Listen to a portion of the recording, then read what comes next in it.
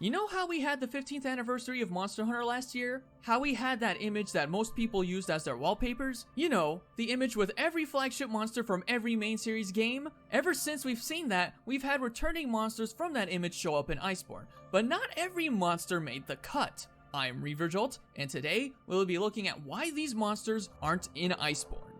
Now before we get started, I do know that there's a possibility that we may get one of the monsters I list in this video in future updates. Just keep in mind that it's not a guarantee. Also, I'll only mention the flagship monsters that were shown in the 15th anniversary image apart from a few monsters. You'll see why in a bit. With that out of the way, let's get into the video. The first monster we'll be taking a look at is a fan favorite among many, Lagiacrus. This is a monster that has been the center of controversy ever since they decided to scrap him from Monster Hunter World. Yes, believe it or not, Lagiacrus was in development before Monster Hunter World was even released. But because of the difficulties with the Leviathan skeleton, and that it didn't exactly fit the theme of Monster Hunter World, they decided to scrap it altogether.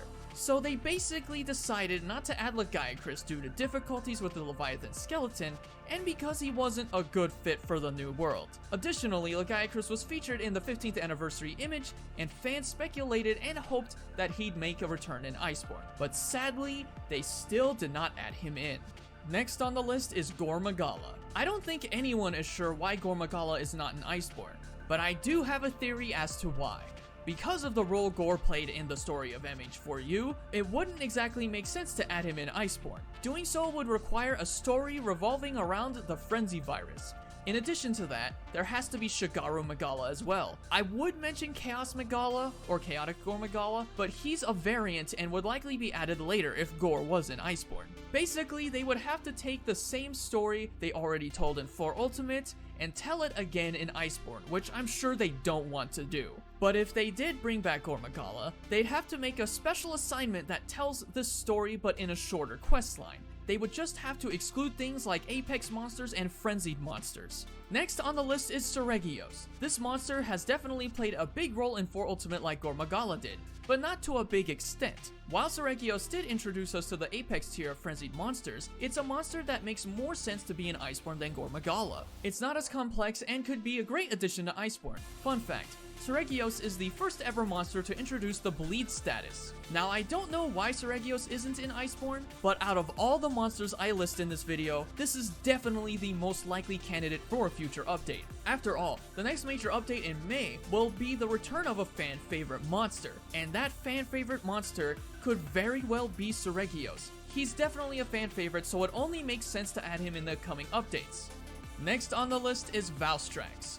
Now, out of all the flagship monsters shown on this list, this is the least likely to be added in Iceborne. I just don't see it happening, considering that he was introduced not that long ago in Generations Ultimate. He made an initial debut in 2017 in Japan, when the game was called Monster Hunter Double Cross, and then debuted worldwide in late 2018. I'm pretty sure the reason Valstrax isn't in Iceborne is because World and Generations Ultimate alike were both in development around the same time, and having Valstrax in Iceborne would make things feel off in my opinion.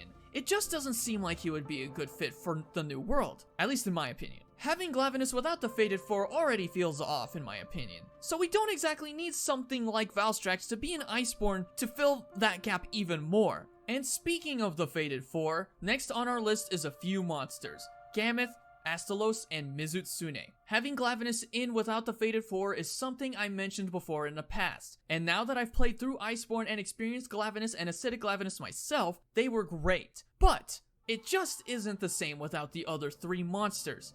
They are considered flagships, and on top of that, there's Acidic Lavitus. I still to this day have every reason to believe that the amount of effort and work put into the design of Acidic Lavitus is the main reason we don't have the Fated 4 in Iceborne. There's also the fact that none of the other 3 Fated 4 members were in the 15th anniversary image, thus making Lavitus the only one added. Some would say that Mizutsune is the problem, due to it being a Leviathan and thus having the same issues as Lagiacrus. I would disagree with this one because Mizutsune was the first Leviathan introduced to a game with no underwater mechanics. I think they would have less problems adding Mizutsune than they did Lagiacrus, but that's beside the point. In my opinion, you either add one Fated 4 member or no Fated 4 members, not just one. Thank you very much for watching. If you would like to see more like this, consider liking the video, and consider following me on these platforms linked below so I can keep you up to date on the latest videos, and so you can come watch me on Twitch for my live streams. Be kind to one another, and have a most wonderful day.